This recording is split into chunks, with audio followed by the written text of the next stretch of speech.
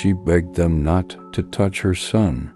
Her voice shook as she pleaded, offering them anything they wanted, anything, as long as they left him. But it was already too late. Her son cried out for her as they dragged him away, and she screamed for help, her voice breaking into the night. Her cries turned into curses, heavy with pain, as she declared that they would never know peace, that they had taken her heart and would never escape what they had done. Then came the silence, and the kind of grief that breaks a person from the inside. People knew her as Mama Zainab, a quiet woman, the kind that avoided trouble, the kind that minded her business. Sadiq was her son, her only child, her reason to wake up every morning. Raising him as a single mother wasn't easy. There was a time when feeding him twice a day felt like a miracle. There were nights when she pretended she wasn't hungry, just so he could eat the last portion. He would look at her with concern, asking about her, and she would simply smile, hiding the truth behind a gentle lie that she had already eaten. If you've ever sacrificed for someone you love, then you understand that kind of love, the kind that gives, even when there is nothing left to give. His father left when he was still very young. No explanation, no goodbye. It was just the two of them, and she made a promise to herself that no matter how hard life became, Sadiq would never feel the absence of love. She washed clothes for people. She cleaned houses. She did whatever she could, not because she was strong, but because she had no choice. And through it all, Sadiq never complained. He once told her that one day he would take care of her. That was the dream she lived for. So when they took him, they didn't just take her son. They took her future. After they left, people told her to be strong, while some people told her how they have also taken away their own children too, and they are still surviving. But they didn't understand. Strength is easy to talk about when it is not your heart that has been taken. Some said that time would heal, but time does not heal everything. Sometimes it only teaches you how to live with the pain. The whispers didn't come all at once. They came in pieces, in fragments, and in an unfinished sentences. Warnings to be careful. Cautions not to ask too many questions. Quiet reminders that certain people were dangerous. But no one ever said everything.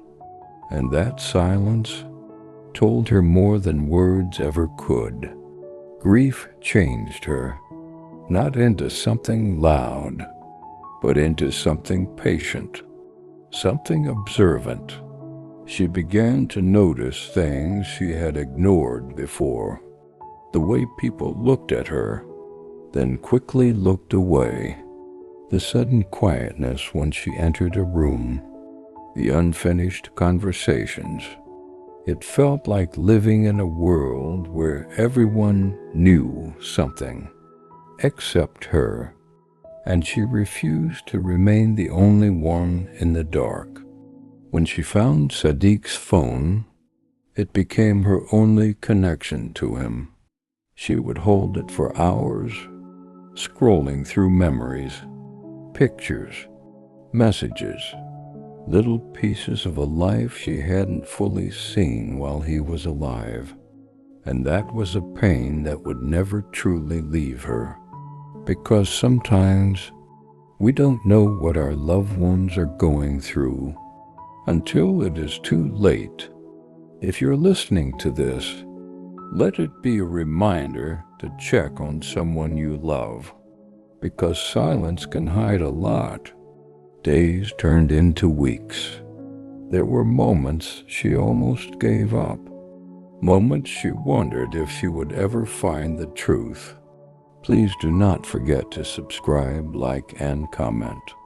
But then memories of her son would return, and in those moments, she would remember the night they took her son, and gradually something began to make sense. She remembered one of them had a scar on his hand. She started her investigations quietly, started interacting with the neighborhood to get information stylishly. And God being on her side, he saw the man with the scar one evening. She followed him from a distance, carefully and patiently to get his location. She did not confront him, because this was not about anger. This was about truth, and truth requires patience. She watched where he went, who he spoke to, and slowly the pieces began to come together. Memories continued to rearrange itself. Not the screams, not the struggle, the small things. She remembered that night one of the men had called another by a name in a low, hurried whisper. "Olga Sly, hurry up." And then another detail hit her like a slap. A faint smell, sharp and medicinal. Not alcohol, not sweat. Disinfectant, the kind used in clinics or places that needed to stay clean. Her breathing changed. Those were not random men. They were organized. Mama Zainab began to search beyond her own pain. Quietly, she started visiting homes where laughter had also been stolen. At first, doors were shut in fear, but grief recognizes grief. One woman spoke, then another. A pattern began to form. The children were taken at night. The men moved quickly, like they had done it before. Someone always mentioned a vehicle with no plate number, and in 2 cases, a name surfaced again. Sly. Mama Zainab's suspicion hardened into belief. Mama Zainab changed. Not just inside, outside, too. She wrapped her head differently, wore faded clothes, carried a tray of sachet water and ground nuts. A trader, invisible. She positioned herself near the area where she had followed the scarred man days before. Watched, waited, listened. Another day, she returned as something else, a cleaner. Sweeping slowly near a fenced compound, her eyes lowered, her ears wide open. Mama Zainab was no longer just searching. She was building a case. She used a small phone to record conversations quietly, snapped blurred photos of faces, entrances, movements, recorded whispered testimonies from other mothers. Everything laid out before her, photos, recordings, names, patterns. Pain had turned into purpose. Fear had turned into fire. The next morning, she walked into the police station, not as a helpless mother, but as a witness, as evidence, as truth. She placed everything on the table. "You asked for proof," she said, her voice steady. "Now you have it." The men were called in. Questions were asked. Tension filled the air. And for the first time since that night, Mama Zainab was no longer chasing shadows. The shadows were finally being dragged into the light.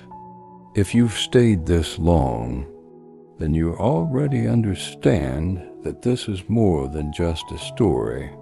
It is a reminder that sometimes justice does not come quickly, but for those who refuse to stop searching, it comes eventually. And if this story has touched you in any way, let it not end here. Carry it with you. Remember it, because somewhere, someone is still waiting for justice.